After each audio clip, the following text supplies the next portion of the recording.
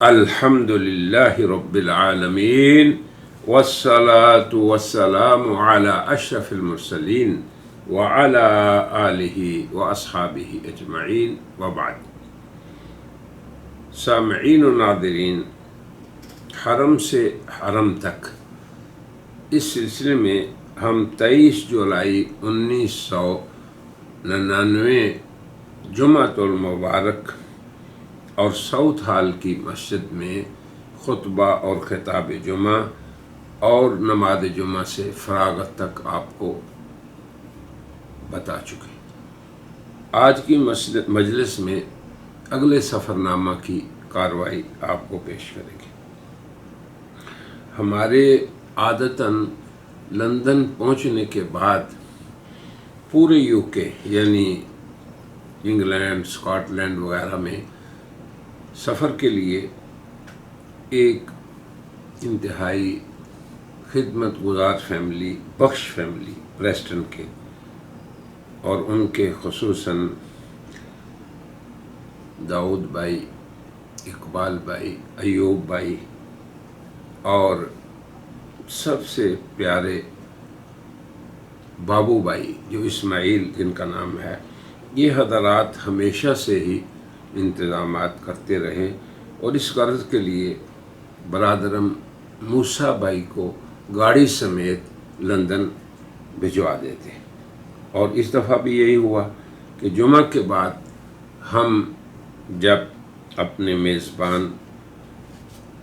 الحاج محمد اسلم صاحب کے گھر پہنچے تو برادرم موسیٰ بھائی پریسٹن سے ہمیں دینے کے لیے آ چکے تھے۔ یہ موسیٰ بھائی بھی بڑے مخلص اور محب آدمی ہیں۔ اس سے پہلے وہ حضرت مولانا عبدالحفیظ صاحب کے ساتھ بھی اسفار میں رہے، بلکہ ان کے والد صاحب ملک عبدالحق صاحب مرحوم کے ساتھ بھی اکثر وہ تبلیغی اسفار میں ان کے ساتھ UK میں رہے۔ اللہ انہیں جزائے خیر دے اور ان کی عمر میں برکت دے۔ موسیٰ بھائی صاحب 23 جولائی کے جمعہ کو ہمیں لے کر پریسٹن نہیں بلکہ بلیک برن کے لیے روانہ ہوئے، چونکہ 24 جولائی بروز ہفتہ کو ہمیں اپنے انتہائی مخلص دوست شعیب بھائی کے بیٹے فیصل پٹیل کے تقریب نکاح میں شرکت کرنا تھی، اور یہاں پر ہمیں مخلصین اور محبین کی ایک مجلس شورا، ان کے احباب سے بھی ملنا تھا، جن میں حافظ محمد یوسف صاحب، شعیب بھائی، اقبال لورگر، اقبال بھائی اور سلیم بھائی اور جیوا بھائی، یہ 7 حضرات بڑے ہی مخلصین اور پیارے ساتھی ہیں۔ اللہ ان کو مزید محبت اور اخلاص کی دولت سے مالا مال کرے۔ اب ان حضرات سے بھی ہمیں ملنا تھا تاکہ ہم لندن کی کانفرنس کے لیے ان احباب سے مشاورت بھی کر سکیں اور ان کو خوب دعوت بھی دے کر ان کو شرکت کے لیے تیار کر سکیں۔ تو اب ہم اسی رات کو پہنچ گئے بلیک برن، اور پھر صبح کو ان احباب سے ملاقات بھی ہو گئی اور پروگرام بھی طے ہو گیا۔ بلیک برن کا یہ آج کا شہر کسی زمانے میں کارخانوں کا شہر سمجھا جاتا تھا۔ بہت کارخانے تھے یہاں، ملیں تھیں، اور آج بھی ان کے آثار موجود ہیں، مگر آج کا بلیک برن الحمدللہ وہاں کے احباب کی محنت سے مساجد، دارالعلوم اور دینی مکاتب کا شہر ہے، بلکہ رجال دین کا شہر ہے۔ تقریباً 30 مساجد ہیں، اور ہر مسجد کا پورا ایک ریڈیائی نظام ہے، جس کے ذریعے مسجد کے اعمال اور خطابات نشر کیے جاتے ہیں، اور تمام گھروں میں ریسیور پر وہ سنے جاتے ہیں۔ جیسے میں نے پہلے عرض کیا، یہی بلیک بن کسی زمانے میں کارخانوں، فیکٹریوں اور مزدوروں کا شہر تھا۔ برادران اسلام نے کفر کی ظلمتوں کے عین وسط میں شمع ایمان منور کر رکھی ہے، اور ان کی محنت کے ثمرات کا ہر آدمی آج مشاہدہ کر رہا ہے۔ یہی کل کے مزدور اسلام کے اچھے سفیر بن گئے ہیں، تو کیوں نہ احوال اور ماحول بدل جائے۔ بندہ مومن تو ماحول سے متاثر نہیں ہوتا، بلکہ وہ ماحول کو متاثر کرتا ہے۔ وہ ایمانی ہواؤں اور فضاؤں کا رخ اس طرف موڑتا ہے جہاں وہ رہتا ہے۔ نبی کریم صلی اللہ علیہ وسلم کے مبارک طریقوں کو تھامنے نے آج الحمدللہ طاغوت کے پرفتن اور پرموج ماحول میں ان حضرات کو شرور زمانہ سے محفوظ کر رکھا ہے۔ آج جب میں یہ ریکارڈ کرا رہا ہوں 2021 میں، تو مساجد کی تعداد 50 سے بڑھ چکی ہے۔ یہ بلیک بن کی بات ہے، ایک چھوٹا سا قصبہ ہے۔ یہیں پہ ایک قابل تقلید تقریب نکاح منعقد ہوئی جس میں ہم شریک ہوئے۔ یہ وہاں کے ایک مخلص مسلم متمول تاجر شعیب پٹیل کے فرزند ارجمند فیصل پٹیل کی تھی۔ واقعی بلاد کفر میں اتنی سادگی، نورانیت، بابرکت مجلس کہ یہ شادی کی تقریب بھی سیرت النبی کے تقریب کے ذیل میں تھی۔ شرکاء دیندار شادی کی تقریب میں منکرات ناپید، اختلاط اور بے پردگی کا تصور تک نہیں، اسراف کا نام نہیں۔ یہ شادی کی خصائص تو بلاد اسلام میں بھی شادیوں میں کم ہی نظر آتی ہیں۔ پھر نکاح کی سید الساجدین کے جلسہ سیرت النبی کے ضمن میں رکھی گئی، بلکہ آخر میں منعقد کی گئی۔ دین پر استقامت یورپ کے بیش بہا تہذیبوں کے مکسچر،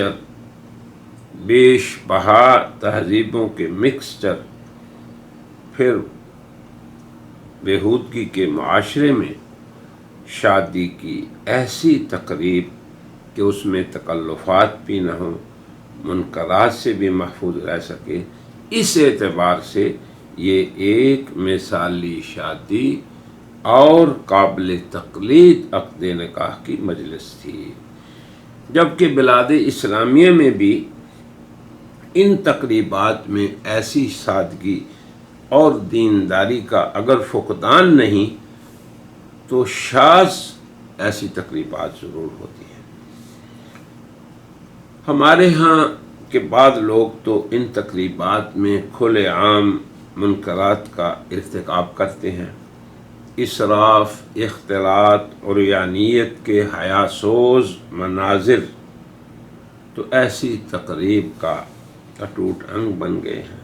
اللہ معاف فرمائے اور اصلاح کی توفیق دے۔ دیندار لوگوں میں بھی شادی کے مواقع پر ہندوانہ رسوم و عادات عام ہیں، البتہ وہ اس کے لیے معذرت خواہانہ رویہ اختیار کر لیتے ہیں کہ چلو جی شادی تھی۔ شاید اپنی برات کے لیے وہ اسے کافی سمجھتے ہیں، حالانکہ عذر گناہ بدتر از گناہ کی کہاوت کا مصداق بن رہے ہوتے ہیں۔ خیر، بلیک بن کی یہ شادی اس ماحول میں ایک سنہ حسنہ سے کم نہیں تھی۔ اللہ تعالی ہمیں زندگی کے ہر شعبہ میں دین پر استقامت نصیب فرمائے کہ ہم غیروں کو للچائی نظر سے نہ دیکھیں۔ مسجد الساجدین میں سیرت الطیبہ کے جلسہ میں سیرت طیبہ کے جلسہ میں علماء کرام نے نکاح کو بھی سیرت طیبہ کا اہم حصہ بتایا۔ مولانا زکریا صاحب جو کہ مولانا زکریا صاحب کے خلیفہ حضرت مفتی کفایت اللہ صاحب، انہوں نے اغراض نکاح کو بیان فرمایا اور اپنے بیان میں کہا کہ اسلام میں شادی عبادت ہے اور عام عبادت بھی نہیں بلکہ عبادت مستمرہ ہے۔ نماز کا ثواب اس کے ادا کرنے تک، روزے کا، حج کا اور دیگر اعمال صالحہ اور عبادات کا ثواب ادا کرنے تک ہوتا رہتا ہے، مگر نکاح اس طرح کا اگر سنت کے موافق ہے تو ثواب شادی میں شرکت کرنے والوں کو اس وقت تک ہوتا رہے گا جب تک زوجین اسلامی طرز معاشرت کو اختیار کر کے زندگی گزاریں گے۔ نیز مفتی کفایت اللہ صاحب نے فرمایا کہ مسلمان کو شادی 3 اغراض کے لیے کرنی ہے۔ نمبر 1، اتباع سنت، کہ نکاح کرنا سنت رسول ہے، ارشاد نبوی ہے، من رغب عن سنتی فلیس منی، جس شخص نے میری سنت سے اعراض کیا وہ مجھ سے نہیں۔ دوسرا، تحسین نفس، یعنی اپنے نفس پہ قابو پانا اور اس کو ردی اخلاق سے تحفظ اس کا کرنا۔ نبی پاک صلی اللہ علیہ وسلم کا ارشاد ہے، یا معشر الشباب من استطاع منکم الباء فلیتزوج فإنہ احصن للفرج واغض للبصر، کہ اے نوجوانوں جو نکاح کی طاقت رکھیں نکاح کریں، کیونکہ یہ نکاح شرمگاہ کا محافظ اور آنکھ میں حیا کا ذریعہ ہے۔ اور تیسری غرض انہوں نے یہ بتائی کہ تکثیر امت، یعنی امت کے افراد بڑھیں، اضافے کا ذریعہ ہو، کیونکہ نبی کریم صلی اللہ علیہ وسلم نے ارشاد فرمایا، تزوجوا الودود الولود فإنی مکاثر بکم الامم، محبت کرنے والی، کثرت اولاد والی عورت سے شادی کرو، میں قیامت کے دن اپنی امت کی کثرت پر فخر کروں گا۔ یہاں پہ میں ایک نقطے کو بیان کرنا ضروری سمجھتا ہوں۔ علماء تربیت نے لکھا ہے کہ مسلم صالح مرد اور مسلم صالحہ عورت،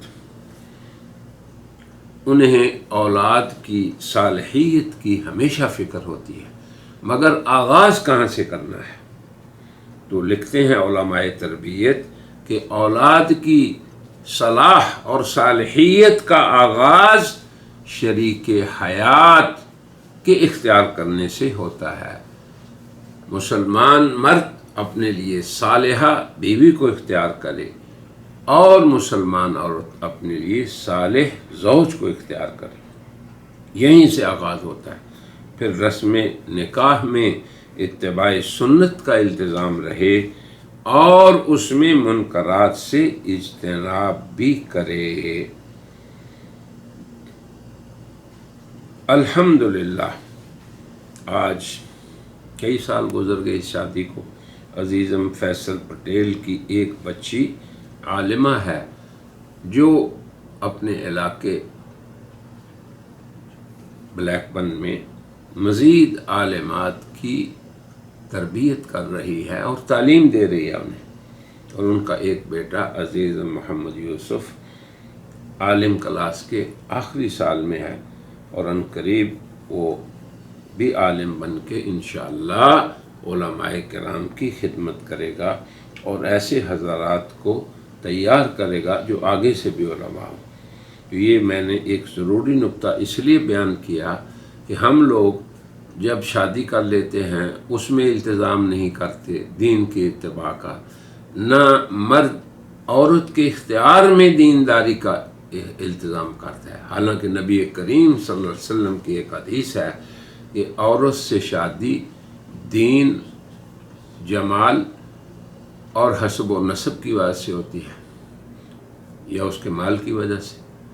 تو حضور نے فرمایا کہ اللہ تیرا بھلا کرے اپنے امتیوں کو کہ تم دین کو ہمیشہ وجہ ترجیح بناؤ۔ اسی تقریب میں شیخ حرم مولانا مکی حجازی نے بھی خطاب فرمایا۔ انشاءاللہ تعالیٰ ان کے خطاب کو مستقل ہم نقل کریں گے، مگر اتنا کہہ دیتے ہیں کہ انہوں نے یہ کہا کہ نکاح عادت نہیں نہ رسم و رواج ہے، بلکہ عبادت اور سنت رسول ہے اور سیرت طیبہ کا ایک اہم جز ہے۔ پھر انہوں نے سیرت مطہرہ کے جامع پہلوؤں کو سمیٹنے کے لیے خطباء کے خطبے اور ادباء کی تحریریں، ان کی طرف اشارہ کرتے ہوئے کہا کہ اگر ہمارے خطباء اور علماء صرف سیرت ہی کے موضوع کو اختیار کریں تو ان کی زندگیاں ختم ہو جائیں، مگر سیرت طیبہ کا حق ہم ادا نہیں کر سکتے۔ آج کی اس مجلس کو ہم اسی پہ اکتفا کرتے ہیں، اور آئندہ کی مجلس میں ہم آپ کو مسجد الساجدین میں جو سیرت طیبہ کے موضوع پہ بیان کیا گیا اس سے آغاز کریں گے۔ وآخر دعوانا ان الحمد للہ رب العالمین۔